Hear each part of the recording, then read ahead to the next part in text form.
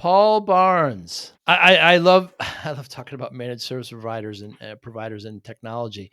As a former one, I feel that even though I sold the MSP, I'm more involved in the community more than ever. And Paul Barnes is an example of a great vendor. He's been working with MSPs for 20 years. He was at Webroot, which is a antivirus company, and was responsible for one of the biggest shifts in managed service provider history, I believe, as far as security is concerned.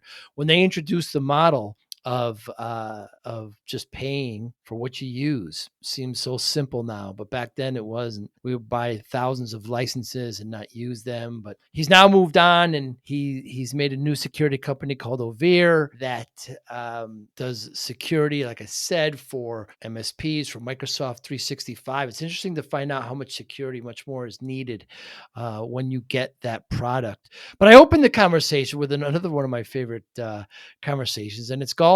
I don't know if you know who Seve Ballesteros is. He's one of the greatest golfers of all time. He's from Spain. Paul is related to him, incredibly enough. He plays golf, and I got a ton of questions about that. I love drawing the analogy of golf, by the way, and security and technology. But a great conversation with Paul Barnes and how he's helping managed service providers. He's part of the PitchIT program, which is part of ConnectWise. They're great incubator vendor program. Thanks for listening. Hi, I'm Joey Pinz. People ask me, how did I lose 130 pounds? The quick answer is always discipline. I started my business, wasn't paying attention to my health, was eating too much, drinking too much sweets. My daughter was born. Next thing I know, I'm pre-diabetic, I have hypertension. I knew something had to change. Discipline. I, like many of you, have faced many challenges in your career, in your family, in your life, in your faith. How did you attack them? How did you approach them? How did you solve them, hopefully? It all had to have some degree of discipline. I'm also asked, how did you found and start a tech business that lasted over 25 years? Discipline. I was committed to it, enjoyed technology, didn't enjoy some aspects of it, but knew it was necessary. Discipline. Our podcast mission, how do we use discipline to better ourselves and society? Join me, please, as I talk to interesting people and discuss how they use discipline in their family and their passion and their careers and how it helped them. Our podcast vision, growth through learning from others. Joey Pinz Disciple Conversations. It'll be light and serious. Join us, please. Thank you for consideration. So I will be having conversations with a lot of the coaches and the finalists from 2023 and, just kind of talking about them a little bit and their solution in some future podcasts. We want to make kind of an introduction to that as well. Yes, absolutely. So yeah, like I said, as the years progress, more people are getting involved. And then back to these vendors looking for a way to create a name for themselves with consistency. They need people like you, which is why I'm so thrilled that you're willing to work with me and work with us on this. So you're going to be you've graciously accepted to host these, and I appreciate that. Where you'll interview all our contestants. You're also going to interview last year's head coaches, last year's judges, last year's finalists. So you're doing all that. And I think it's important, for if you're a vendor and you're watching these, take note of this and how you get more involved. Watch the program. Watch what these men and women are all doing with us, because they're doing a lot. That's how you grow your business. If you're an MSP, watch these things. Get to know who people are and then inquire, because you're all looking to have stack alignment and you're all looking for credible and reputable businesses. We're vetting them out for you. We're putting them on display for you. Watch them, ask questions, find out, do your due diligence. Don't wait until IT Nation Connect to see you like at a booth and then buy 5 or 6 different technologies that you don't need. So 2024 PitchIT, ConnectWise PitchIT. What's new and exciting about it? Oh my Lord. So for those that have not followed any of this, I took over the PitchIT program 2 years ago, and we've had such great success, with like really great success. Went from, it's become one of the most predominant programs in the space now. Matter of fact, I was doing some research the other day, and about 5 or 6 other pitching things have spun off from mine and from ConnectWise PitchIT with other people that are running it. So it's great to see, because I think it's the thing about PitchIT is it's all about about innovation. It's all about being daring and willing to do things, right? I mean, as an entrepreneur, it's a scary situation. You have to be ignorantly optimistic, and you have to be willing to maybe fail a lot more than you'll succeed, and you have to have very thick skin. But you always have to be innovative and creative. So it's nice to see that this has spun off into other groups that have started doing it, because I think the hardest challenge for most startup vendors is getting their name out there, right? Getting people to know that they exist. And the reality of it is you can't just be there one time. You have to show consistency. You have to be in there for the long haul, for the partners to really be able for you to establish credibility, right? Because there's been plenty of fly-by-night businesses that have came out big and gone in 6 months. And for partners, their whole business is built around these vendors, these products. So they're making lifelong business decisions off of these. So, so it's great, it's exciting, but back to the program itself, it's jumped leaps and bounds. It went from being just a competition where they picked a few people, a few really good product companies to pitch at live at IT Nation Connect, to where we turn into an accelerated incubator program it's a season. It's literally a competitive season now at this point. And went from 5 or 7 or maybe even 10 vendors that are involved until they narrowed down to 3. To 2 years ago was 18. Last year was 26. Wow. And we had way more applications than that. That was just the ones that we thought were the best fit. So we're getting ready, and we're getting ready to put out the press release in a couple of days, because then the application process will start February 1st. So I recommend anybody from around the entire globe to apply. We've had over just last year alone 6 different countries represented, between the U.S., Canada, to Israel, to Australia, to New Zealand, to the UK. They all involved in this competition. Paul Barnes, so excited to talk to you. Who is Seve Ballesteros, and what does he mean to you? Who is Seve? That he means a lot. I mean, he means a lot to a lot of people in the golfing fraternity, and it's great character, great story, fantastic golfer, just an inspiration for a lot of people in different ways. So I'm very honoured to have a very distant relation to him and his family. So half Spanish, and mum's from that area in Spain, and great guy. Still keep in touch with the family as well, and his nephews just brought out a new putter. Interesting putter for anyone who's in the kind of market for a new putter. You wouldn't have seen anything like it before, so he's making great tracks in that space. So the impact of Seve Ballesteros on Spanish golf, right, from Spain, is tremendous. Even last Ryder Cup, you had the members there in Rome, from Europe, saying, "Let's do it for Seve. Let's do it for Seve." I mean, to this day, he rings true. It's just, so the relation is, your mother is Spanish, and there was some relationship there. Yeah. I mean, it's interesting you mentioned, the kind of legacies he's left. It just continues on. You asked Sergio Garcia. There's an interesting interview with Sergio about name his top 5 golfers, and of course Seve's at the top, and Lathat Bell's up there, and every Spanish golfer you talk to there, and even Rahm, he would be saying the same. And you know how strong John Rahm's seen at the moment, and so wonderful sport and a wonderful guy. John Rahm is incredible. Although he, my goodness, had a bad back nine in the Olympics the other day. Woo. Couple of doubles and bogeys, and but John Rahm, incredible. And it's incredible something about the short game. I mean, he wasn't the driver, but he was known for that short game. My goodness, he'd flop it and get it close, and he practiced on the beach. I remember seeing like pictures of him. Pedreña Beach, I've been there a few times, and lucky to pay his course as well. And it's just incredible to know how much you learned in that area, just using basic clubs. He wasn't from a rich background, and so he was borrowing from his brothers or borrow steel to kind of see what he could shape out of a 7-iron, 4-iron, you name it. He was a wizard.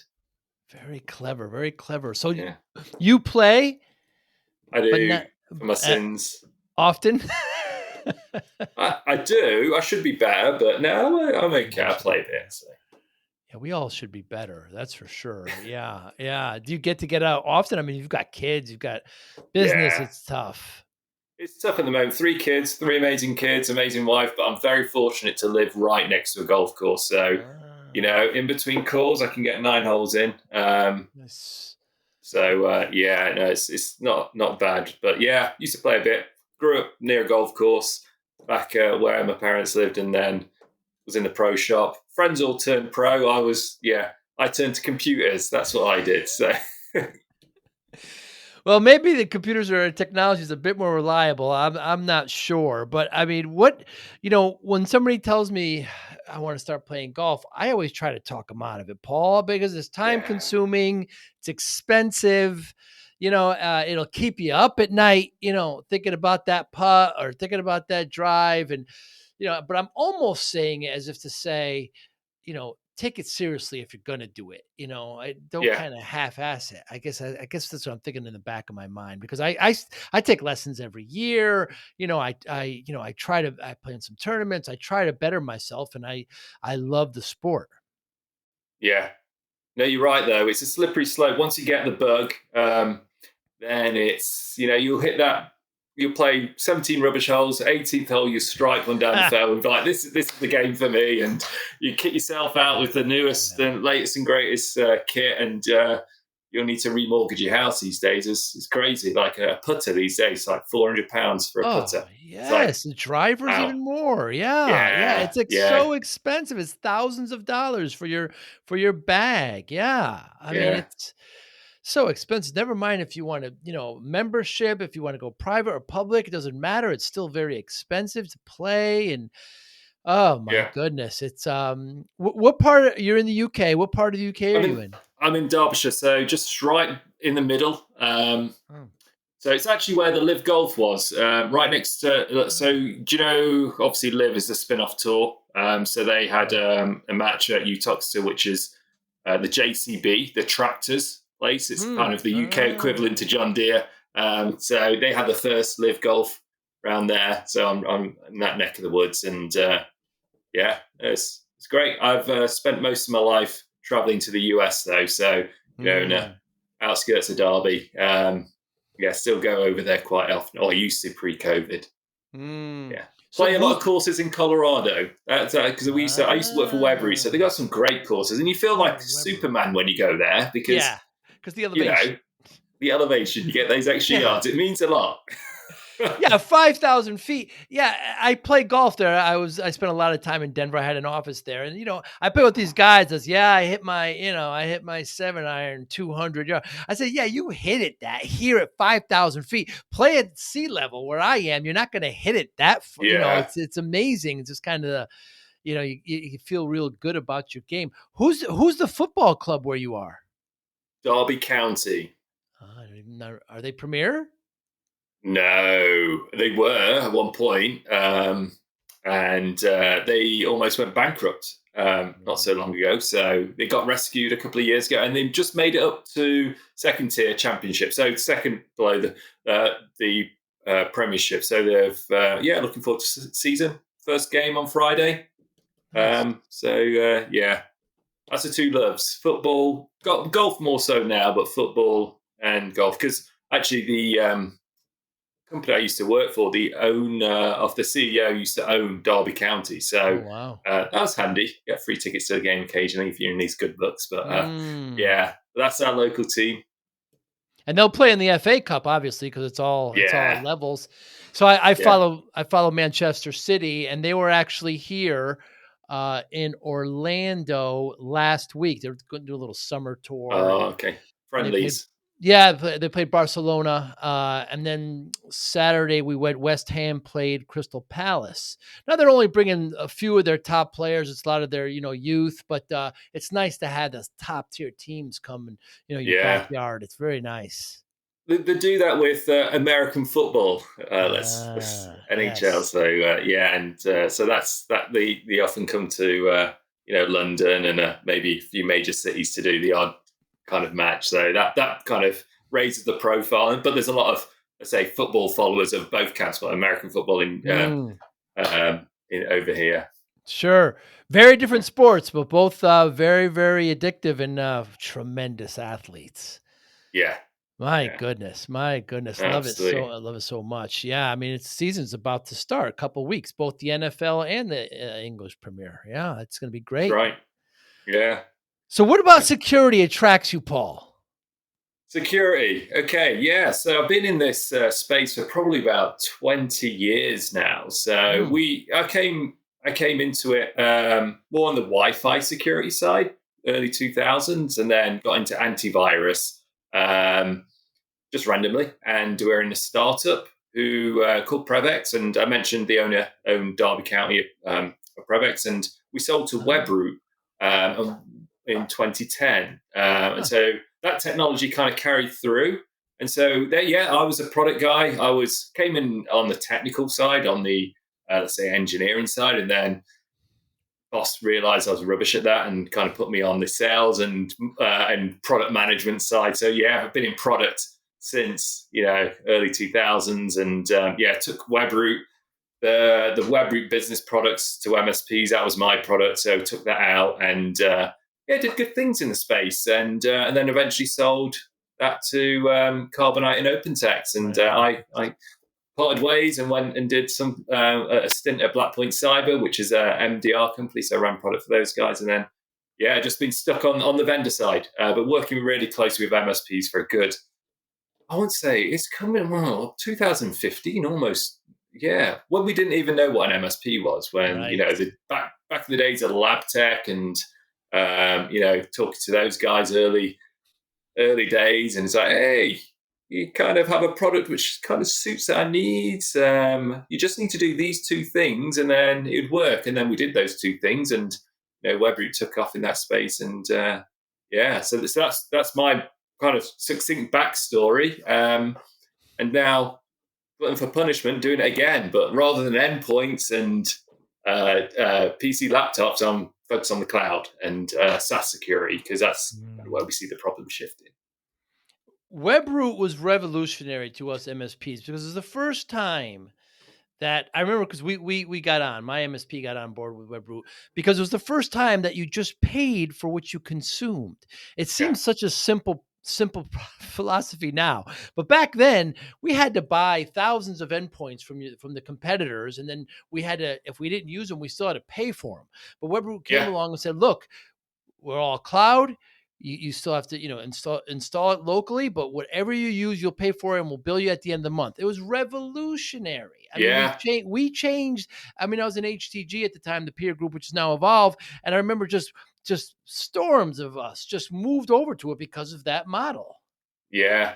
And in fact, that decision was in the Omni Interlochen, in Broomfield. Yes, yes. I was having beers with the e-commerce guy because we're trying to figure out how do we license this thing so that MSP just buys one engagement, rather than what happened before was that an MSP had to build contracts for each one of their clients. And it's like, Mm. no, this is blowing everyone's mind. It's like paper flying around, invoices, separate start and end dates. It's like, no, we're going to simplify it. And it's literally over a beer and really nice steak Wow. in the Flatirons restaurant, which is great.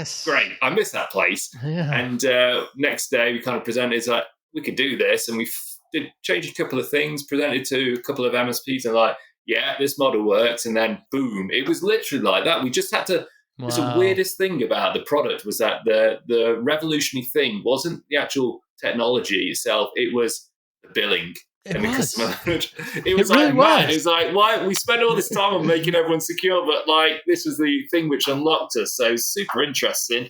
Obviously, you have to get the security right, Of otherwise, course. that is not worth much. But like that model, that kind of billing model, and just like we had a couple of flavors of like, hey, you commit for a certain amount of time, you can get certain tierings, but it's Right. this pooled license concept. It was great, and I think that kind of set the bar really for It did. security, because It there's no did. one else around at the No. time. There's like You were the the first. odd AVG was kind of not kind of in and Mm-mm. out. They bought Mm-mm. level platforms and trying this and Yep. trying that, and ESET and ESET, yeah, McAfee and all your competitors. Yeah, as MSPs, we didn't even mind if the technology wasn't as bad. We assumed it would just catch up, but it was just the billing. We were caught paying for all these dead yeah. licenses for licenses we weren't using. It was absolutely ridiculous. Even it was like some tiered system. If you wanted 500, but then you wanted 505, you had to go to the 1,000 or so. I don't remember, but it was terrible. Yeah. And we just kind of accepted it. And then here you guys came along, and we just dropped everything. So it wasn't with an MSP you discovered this. You just did it with colleagues. So I was actually, fun story. Well, not so fun for me. I went to Japan because I used to manage products all over. I used to manage the consumer side, so putting mobile apps on devices. So we went. Japan was all hot on mobile, and so I was over in Japan, and then got a call from Charlie Tomeo, and he's like, "Hey, I've hooked you up with an MSP in Malmo, Sweden." And so went over there, literally straight from Japan. It's like, "Hey, I did just observing how they operate. It's like, hey, they showed me our products. They showed me the Webroot product. Said, look, this is where the problem is. If we could just do this and this in your product, then it would unlock." And then about a week later, I went over to Colorado and thinking about that. And then we had that beer at the Omni, and he's like, this is how you do it. This is how we're going to do it. And it's kind of like a ride along with MSP. Did a couple of those, and presented it back to a few MSP because we had customer advisory group as well, which are brilliant. Yes. You pitch we matured it over time, but initially you had a few contacts in the MSP space. Hey, what do you think? And it's kind of worked. And then the next trick was getting into the RMM PSA space. And so RMM was one thing. That's why we kind of engaged with LabTech and those folks. And then obviously Continuum was a really big deal back then. So I think we lit up 600,000 endpoints in the space of 6 weeks. It was crazy. It was like we'd never seen anything like this before. My co-founder of Overe, Marcus, he was the architect of the backend platform, and we were chatting to each other. It's like, is this going to take all this volume? And it was we're watching it every hour. It's like, it's fine, and getting all this scale because it's literally in the space of a year we were adding millions of endpoints. It was wild. So it's a great time to be at Webroot, great fun, lots of lessons learned. Just a couple of things which this time round with Overe we've kind of decided to do a bit differently, and just because we kind of had some gotchas along the way which kind of stifled the product, but fun times. Good gang. So, you started working with MSPs. What is it that keeps you working with them? What's attractive to you about the community? Yeah, no, it's a great gang. I learned a lot from them, and I think it's for me. I mean, if I put my CEO hat on and look at the revenue factor, it's like, hey, you land and expand. It's like the expansion dynamics of an MSP. You land one, and you work with them. You mature that account, and they just grow and and that was a crazy thing where my old CFO at Webroot, he said to me that you don't need to keep acquiring MSPs because we'll grow anyway, because they'll acquire clients, they'll penetrate more, and you'll naturally grow. Obviously we were acquired, so there's the revenue side of it, but I think the most interesting thing for me is that your product really has to stand up on its own, because if you look at the mid-market enterprise, it's like, hey, it's pay to play, go to an analyst, get on the good side of a Gartner, Forrester, 451, and whomever's around these days. And you pay them $500,000 a year and you'll get a silver sponsorship. You'll be put in the quadrant, moving yourself up in that quadrant based on their requirements. That was kind of seen. And we were focused on enterprise at the time when MSP was around. It's a horrible game because it was just throwing all this money into that space. And I didn't really like that model. And it just made me feel a bit ill about how that all works in that space. So, MSPs, very much you do the right thing by them, solve their problems and they'll tell others. And that's kind of the viral effect. You do something wrong, they'll tell others. And that's kind of the negative effect. So now I said a lot there, but the revenue factors, but it's just it makes you better. You got to really get a good product to them, and then things will happen. Well, as a product guy. Yeah, as a product guy going. So you went to Blackpoint Cyber. You now have Overe. You have these 4 core pillars, Paul, right? Assess, harden, monitor, and respond. Tell me about it. Yeah, so just again on Overe, what we're focusing on is, I hinted, like not so much the endpoint, but on the cloud side. And so specifically at the moment, we're on Microsoft 365.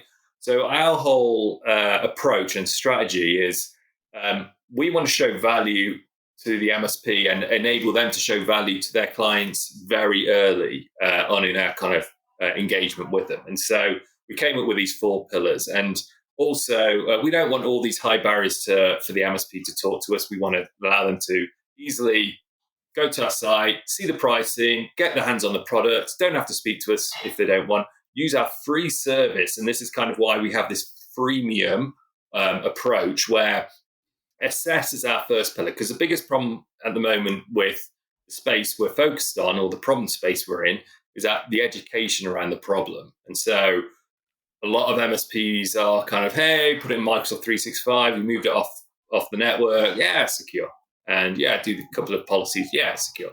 And so that is what we're trying to not so much debunk, but kind of educate them around is it really secure? And that assess pillar is all about showing them where there's risk. And so we have a free service to do that, where it'll show them based on their Microsoft license, which they have, how effective they've rolled out the policies. Is there any gaps there?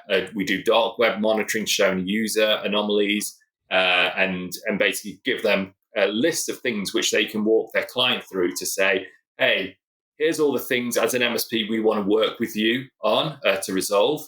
And they can make money off our free tool. And we encourage them to have that conversation with them. And if they want to do project work, they can do that. But really kind of hone in on the problem by showing them what attack vectors they're subject to based on their current configuration and setup.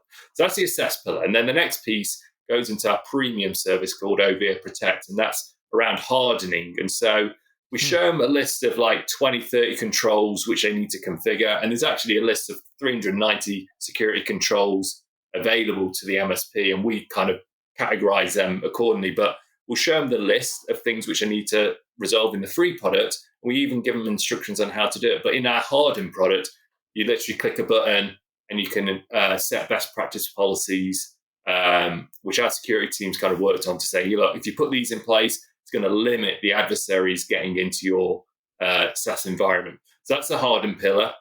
Then monitoring is all about, well, you've kind of locked all the doors and windows with your policies. Now let's check if anyone's kind of managed to get through. And this is where we'll look at, MFA bypass, session hijacking, email forwarding, exfiltration of data. We do all this advanced detection on the monitoring side, and then response is the last pillar.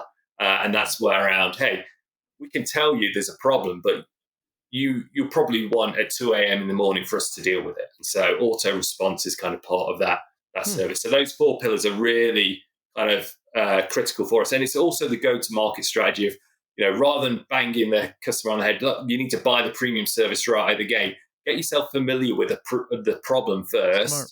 If you have a problem with the assess, then graduate to the protect and go from there. So Microsoft 365 to begin with, and then we're expanding from that. Got a lot of different differentiators in how we do threat intelligence and machine learning around the data. So that's kind of where we're keeping the edge on the competition, we feel. So why does Microsoft 365 need additional security? Yeah, great question. So I think for any MSP which is managing multiple tenants, it can be misleading around a few things. So like MFA is a really great example. So you might think, hey, I've got a policy to turn MFA on for everyone. But in reality, not all your users will have that switched on. And there's a number of reasons if they're excluded in certain groups, or they've yet to kind of enable that, or there might even be problems. And we've seen that with customer accounts where Microsoft says one thing, but the user account itself has not got it turned on. So there's they're not very good at saying an accurate representation of like user status like MFA. And also things like if they like one of the attacks we've seen is if someone's to, let's say, remote into your machine for a malware and then continue on your session and exfiltrate data, then Microsoft will believe that's coming from you. And so there's other things like that, like anomaly detection, user behavioral analytics, which, on the Microsoft Premium plan, none of that's kind of bubbled up. You need a security team to really accurately do this. And that's where we come in. Is like, we're not a kind of eyes on screen SOC MDR service. We're more of a product service where you set this on, we have automation to kind of detect and respond to that. So there's a lot of use cases around why you need this for SaaS, but ultimately, it's that extra.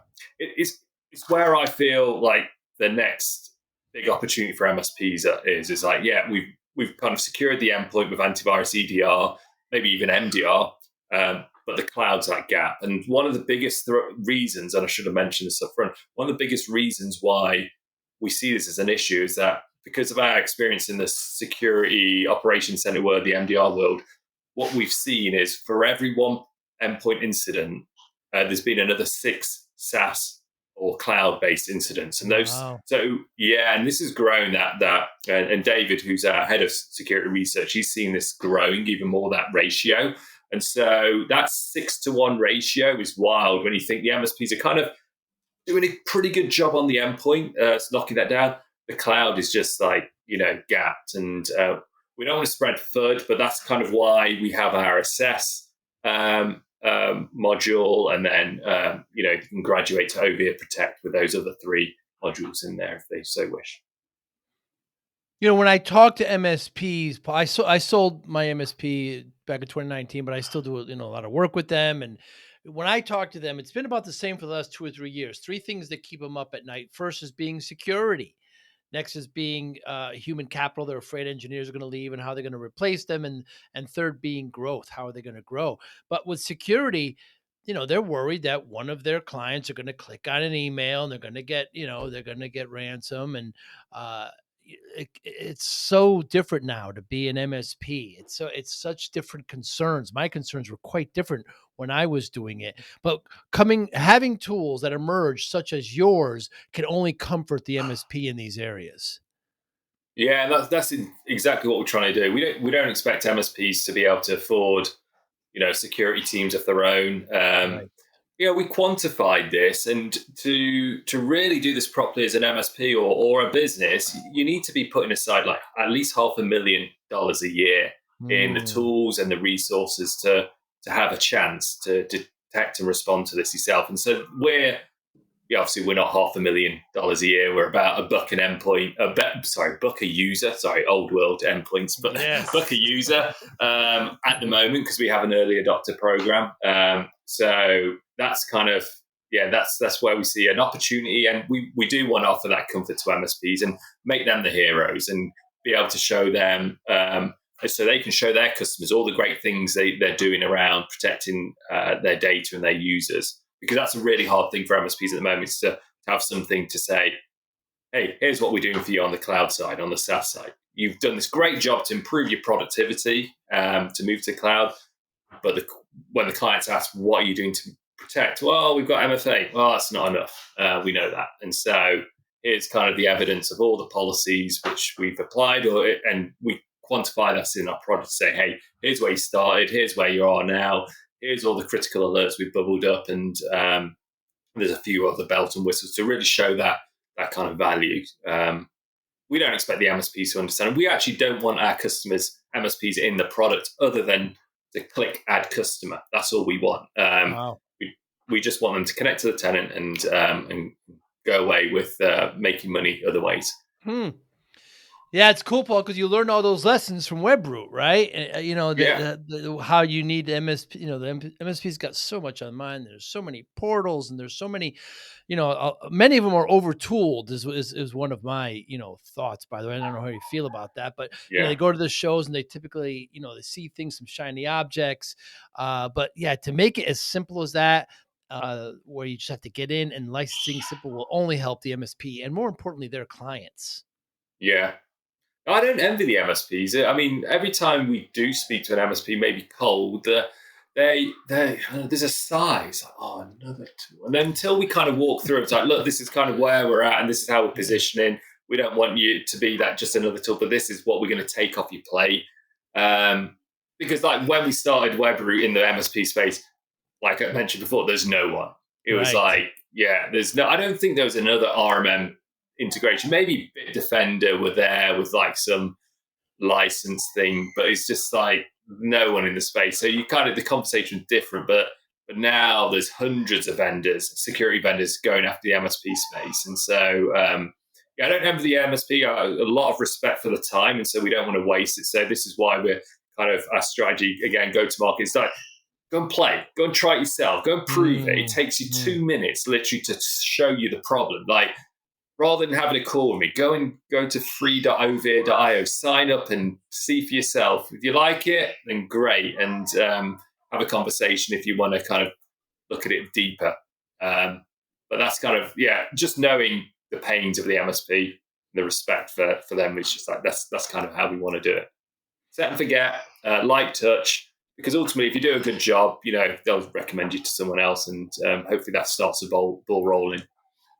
Yeah, just like with Webroot, once a few of us did it, we all told each other, and it rolled over quite well, and it's great to have that perspective. Paul, so you guys are in the ConnectWise PitchIT program, which is this incubator. I think there's 25 vendors. I'm very fortunate to be asked to be part of that. I enjoy it. What are your goals there? What do you like about it? I think it's learning. These sessions have been great. I've been fortunate to do like 5 podcasts, so exposures. Just getting the message out there is fantastic, and I don't think we would have got an opportunity like this anywhere else. It's so unique. Of course, eye on the prize. I mean, there's some great other technologies and companies in the space, so we don't we're optimistic. But I think it is like example, like your session was fantastic. We had a couple of weeks ago, learned a lot there. And then you had like folks like Jay McBain kind of gave us a level set on like personas and where it's changing. And like just the every week it's like gold. And so it is really, really interesting. And I don't think there's been a session where we've not learned something. And even though I've been like looking at MSPs for like 10 years, 9 years or whatever that is, like and there are some things but there's some things you just need reassurance about. It's like, and like by personas, it's really, for me, really important because that's evolving. People don't want to have hard sell like calls, and they're already getting calls from like another 100 vendors. So like that for us was like reassuring, like, make sure you follow the product-led growth strategy, PLG strategy, and kind of show value early. And so things like that have allowed us to kind of refine our strategy or reinforce parts of it. And so there's that. And obviously meeting you guys and giving us exposure. The prize is secondary. Honestly, it's like, it'd be great. 75K in the bank for us would Not be bad. Would be good, especially we're early stage. We've just kicked off our angel round. We've got some great investors already in, which is good. But that's kind of where we're at with that.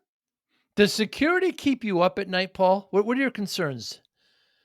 Yeah, on twofold. One, can we? And so this is why I brought David in, who's like, he's worn many hats in the security world. He was ex-Cylance. He was ex-Blackpoint as well from the security team, David Rushmer.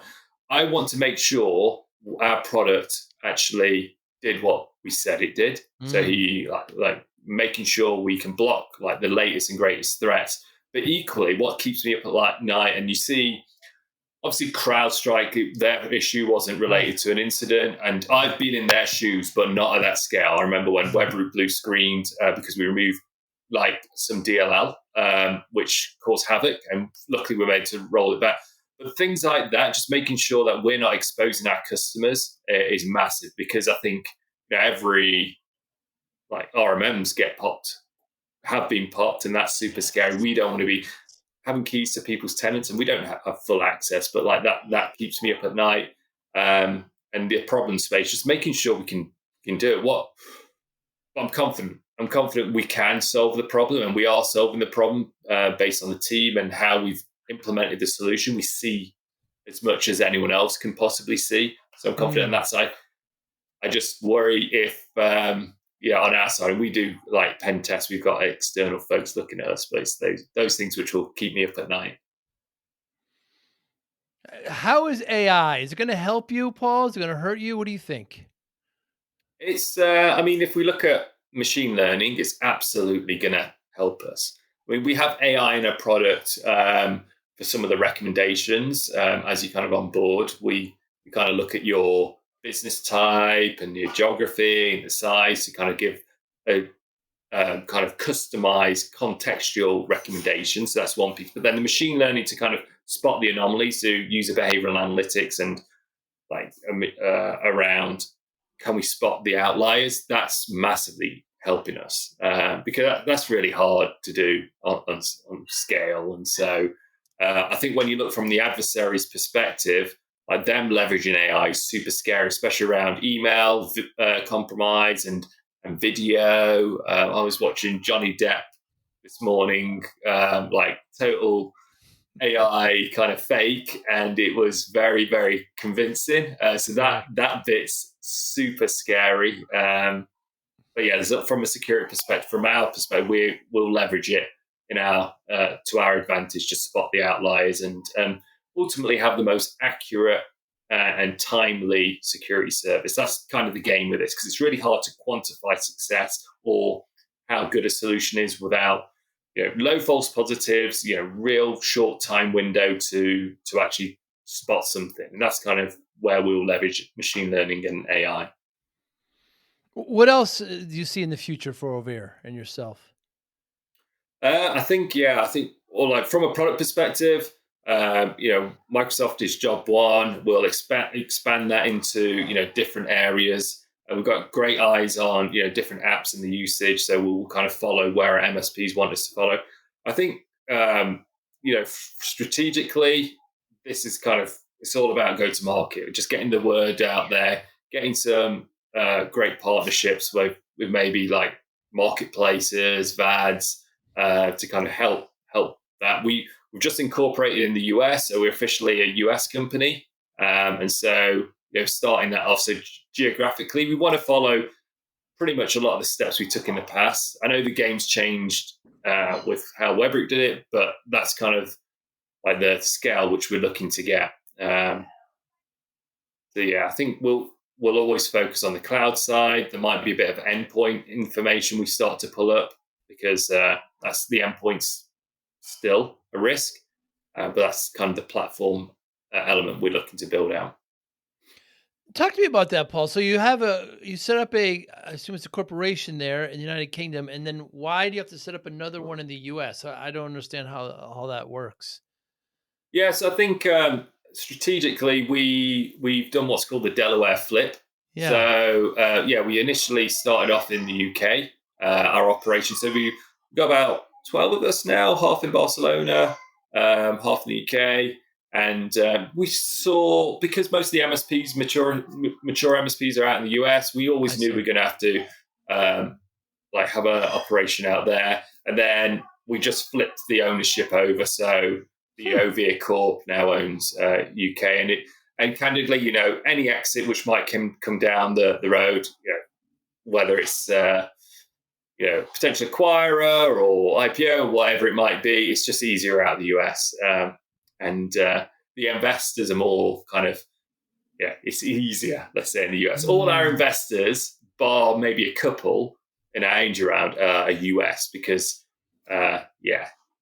it's just different. And they ask for less. And things like, we're raising our angel round. It's like the safe note is brilliant. So for us, safe note works really well. So we're like looking at different ways to raise capital, and like doing an equity-based capital at the moment is not right because valuing your company in such an early stage is really difficult. So using mechanisms like the safe note, where it kind of defers that to another time, is brilliant. And it's not a concept which UK government has, other than there's, I'm not to get too complicated, but they just don't support that mechanism in the UK. So there's other factors in there. I'm not familiar with Safe Note.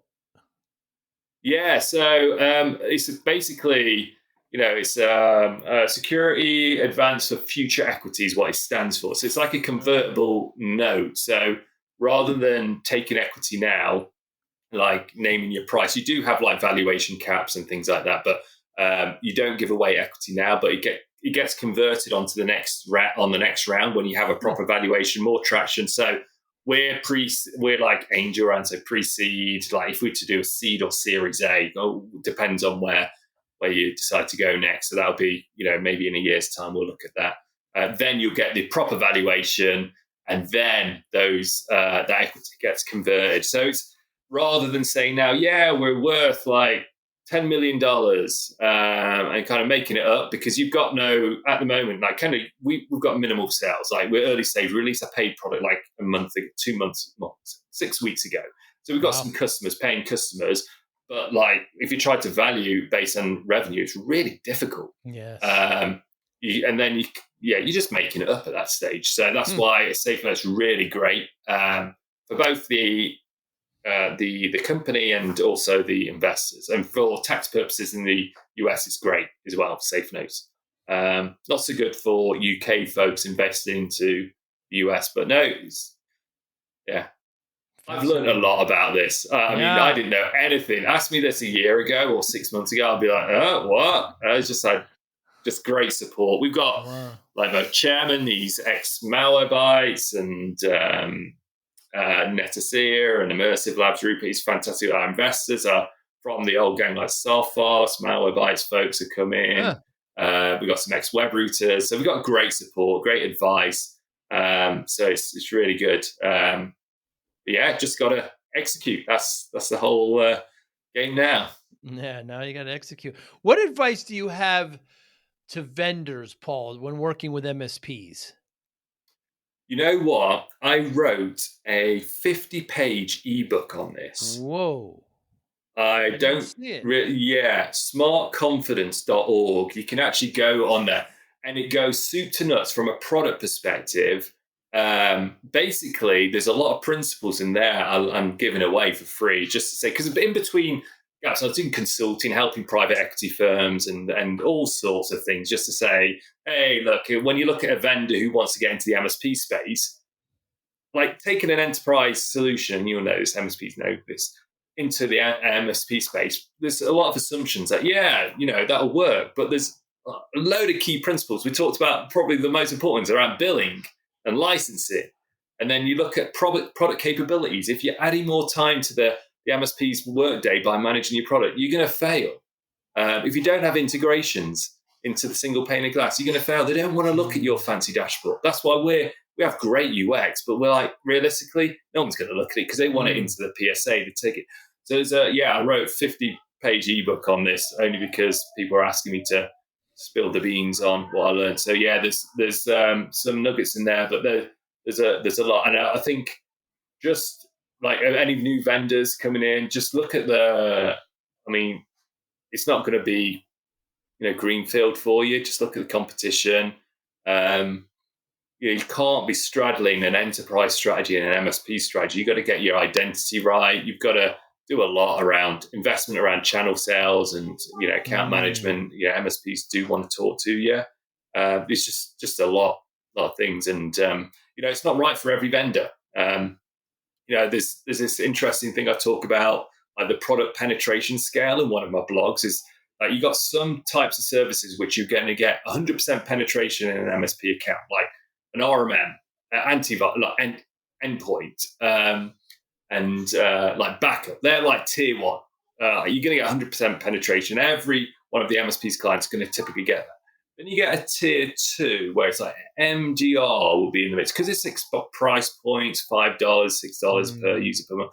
That's like a tier two. So set your expectations. So when you talking to like 1,000-seat MSP, don't expect to get 1,000 seats over the line if you're an MDR, because that's going to get you 50.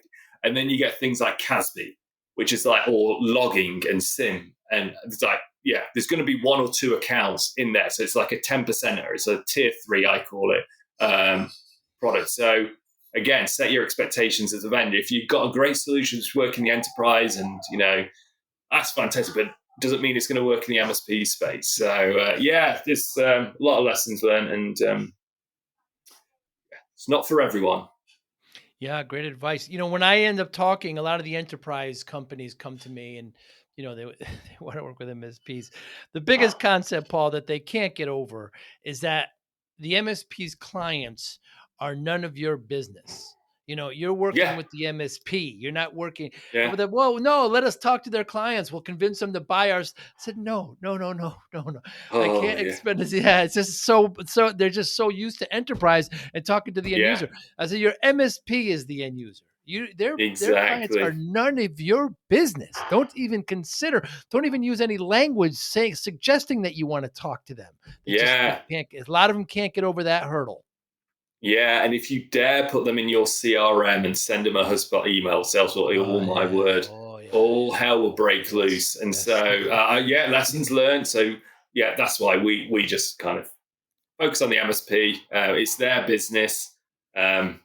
Yeah, no, you're right. There's just things like that, and it's baffling to those who have lived in the enterprise world. And when you get a CMO or CROs come from there into the MSP space, they don't get it. I remember being acquired by, let's say, a larger company and trying to Mm. educate the company on this is how MSPs work. No, no, you can't do it that way. It's like, well, I think we can have more expansion if we speak to the customer. What are you talking about? Yeah. Yeah, That's it could all. be, and then some of these big companies that have been around for a while. You try to convince one department, and they kind of get it, and then you get moved to another, and you've got to re-explain. Yeah, Oh boy. I mean, there's talk to Jay McBain, who you mentioned. There's what $600 billion poured into the just by PE alone into the space. I mean, it's getting recognized. Yeah. It's a tough one to get over, Paul. So when I started my MSP back in the 90s, I was working way too hard. I didn't have, that much responsibility, but I was just working 14, 16-hour days, trying to get the business, trying to get some clients. Back then we were just doing network support, and app and programming. Right now it's evolved to MSP and application development. But so I was working way too hard. I got myself up to 340 pounds. I was just eating poorly, not exercising. The doctor said if I don't lose the weight, I'm not going to see my daughter graduate. My daughter was just born. So I spent the next 6-7 months, lost about 130 pounds. People ask me how, like there's some quick answer. I always say discipline. I got focused, I got a routine, I got willpower, discipline. That's how I lost the weight, and I kept it off. I wonder how discipline plays a role in your life, Paul Barnes. Yeah. No, it's a great story, and yeah, thanks for sharing that, Joe. And yeah, I think it plays a massive part, and I think for those who know me, extremely focused, eye on the prize, and I think it's a few kind of strategic tools which I've used quite often around, just kind of measuring, build, measure, learn, and just like staying focused, validating where you're heading, and not just kind of throwing things on the wall. So because I'm come from the product background, I'm very much around product discovery and being disciplined around understanding the customer's problem, making sure things are validated before we start building stuff. So my discipline when it comes to the business comes through that laser focus on customer problem. And yeah, in my personal life, I'm probably not as disciplined as I should be. I'm fortunate to, have good health, but, probably should spend a bit more time on it because I'm in that same boat of 14 hours a day plus doing what I'm doing here. But I'm fortunate also to have a golf course on my doorstep. So that's my Yes. escape there. But yeah, especially on the product side, you've got to be disciplined, you've got to be focused. And once people see that, they'll tend to follow you. And they want to see that, and you can convey that message. People follow you. If you're kind of a bit shaky on it, it's like, hey, we should try that. Oh no, we're going to change this the next day. Then people start to wonder what they're following and lose faith. Mm. Well, with 3 kids, Paul, and they're all under 10 years old. Did I get there? More or less, yeah, around that. Oh Yeah, my 2, goodness. a 9, and a 12.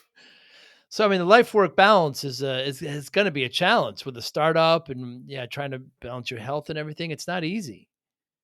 No, not at all. Working from home, I used to go to Colorado probably about 5 times a year, and Japan like a few times, San Francisco. So pre-COVID, it was rough, and that was kind of I probably an extra 2 stone, whatever that is in kilograms or pounds, but it's quite a bit more, and working from home, it's great. I'm sure you work from home, right, Joe? And I do. Yeah, I sold the MSP. Yeah, so I can work anywhere. It's nice. Gives you that flexibility. So I wouldn't change it for the world. So that allows me to balance things a bit more. And weekends are precious times for family. What motivates you, Paul? I like problem solving, and my own small way making a difference to the problem we're trying to solve. Like cybersecurity is, when you peel it back, and I learned this at Blackpoint, like seeing more on the adversarial side, like what goes on, and then kind of double click on these adversaries, what actually goes on behind the scenes there, and what it kind of funds. Yeah, it's scary. And if we can play a part in preventing that. I was at a CompTIA conference, and I forget who it was. I think it was the guy from, not Abyss. He's in a UK conference, and he for a good half an hour, he walked through the ransomware attack of how it impacted him. And it wasn't just financially; it was less emotionally. Like a couple of his employees in the MSP actually, because he just acquired another MSP, but they didn't take backups properly. They got hit by ransomware, and they had to pick up the pieces. And there were banks involved and lawyers, and it was awful and super stressful. So seeing that, you sometimes forget when you're on the vendor side, like, no, this is actually what happens to end users. To their end users, their end businesses. A couple of the businesses went out of business, and it's the stresses, can lead to other things, negative things in life. So again, without trying to sound like a hero, but like being able to help solve some of that is massive, or help prevent it. Mm-hmm. So how do you measure success? How do I measure success? Great question. I think, beyond like financial metrics, being able to confidently protect and respond against customers. So this is one of the things we do, is not just monitor. We also, it's in beta at the moment, respond. So being able to do that, and not having any of our customers subject to any of these attacks, that's how we would measure. It's quite hard to do, but that's kind of how we look at it, is making sure, and that's, again, we have a security team to make sure we do what we say, and we do it very quickly and effectively. Yeah, you certainly do. So I'm glad we set this up, Paul. I love talking to people that help MSPs. I just I'm not an MSP anymore, but I feel like I'm more involved with the community than I've ever been. It's just a great group, and ultimately they're helping small to medium businesses, which is the backbone of the world economy. Anybody listening, Paul, how can they get in touch with you? Thanks for your time today. Yeah, thanks for having me, Joe. And it's paul@overe.io. Come to the website. Again, you can, no barriers to try our product. Just click through, and hope to speak to you. And Joe, thanks again for having me. Great conversation. I hope to speak to you again soon. Very cool. Yeah, you're Paul W. Barnes on LinkedIn. Overe is OVERE.io. We'll make sure to put it in the show notes. Paul, enjoy the rest of your evening with your beautiful family. I can't wait to see you next time. Perhaps we'll have a drink. Absolutely, yeah. You be well. See you again. Cheers. Thanks. Bye. Thank you for listening and or viewing Joey Pinz Disciple Conversations. Please share this episode with one or two of your friends who you think may benefit from the episode. Our website, www.joeypinz.com. There you'll find lots of resources, and you could join our mailing list. Please follow us on all our social media, Instagram, Twitter, and Facebook. Podcast information, the video version of our podcast is on YouTube. Please subscribe. Audio is on all major podcasting platforms. Please follow them. And if you like it, please consider giving 5-star rating. Would really appreciate that. Thank you again for listening or watching Joey Pinz Disciple Conversations.